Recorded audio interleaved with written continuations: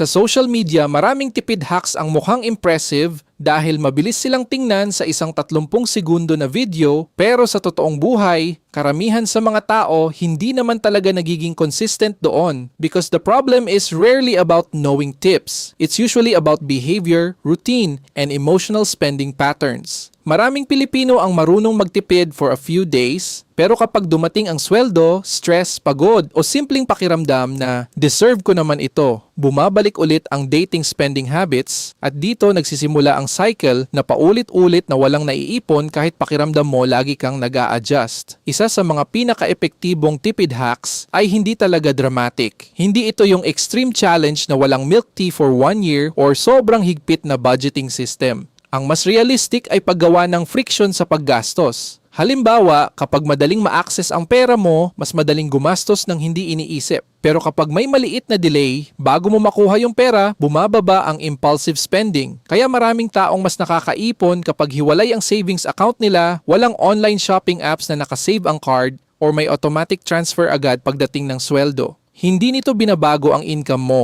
pero binabago nito ang environment ng decisions mo. May psychological effect din ang maliliit na gastos. Sa Pilipinas, bihira naman ang isang malaking luho araw-araw. Mas common yung sunod-sunod na maliit na convenience spending tulad ng delivery fees, random snacks, online sale items, at mura lang naman purchases. Individually maliit sila, pero mathematically sila ang unti-unting kumakain sa future savings mo. Kapag gumagastos ka ng 150 piso daily sa unnecessary convenience, parang maliit lang iyon sa isang araw. Pero over 1 month, aabot iyon sa higit 4,000 piso at over 1 year, halos katumbas na iyon ng emergency fund starter ng maraming Pilipino. Isa pang effective na tipid system ay tinatawag na delayed spending rule. Kapag may gusto kang bilhin, hindi mo agad i-check out. Bibigyan mo muna ng 24 hanggang 72 oras bago ka magdesisyon. Interesting dito, maraming cravings nawawala kapag may oras ang utak mag-cool down emotionally. Ang impulse buying kasi kadalasan emotional reaction lang sa boredom,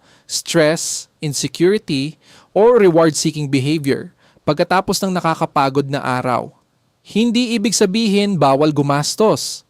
Ang goal lang ay siguraduhin na intentional ang paggastos imbes na automatic response sa emotions. Mahalaga rin maintindihan na hindi sustainable ang sobrang higpit na pagtitipid. Kapag feeling mo deprived ka palagi, eventually magre-rebound din ang spending dahil mapapagod ang utak sa constant self-control. Kaya mas effective ang systems na realistic at repeatable kaysa extreme discipline na ilang linggo lang tumatagal. Sa maraming successful savers, hindi perfection ang common trait nila. Consistency ang mas mahalaga. Kahit maliit na amount basta tuloy-tuloy, mas powerful iyon kaysa malaking ipon na hindi naman nasusustain. Sa huli, ang totoong tipid hacks hindi tungkol sa pagiging sobrang kuripot. Mas tungkol ito sa pagdisenyo ng daily habits na nagpapahirap sa impulsive spending at nagpapadali sa pag-iipon. Dahil sa totoong buhay, financial stability usually hindi resulta ng isang malaking desisyon. Madalas, resulta ito ng daan-daang maliliit na choices na paulit-ulit ginagawa araw-araw.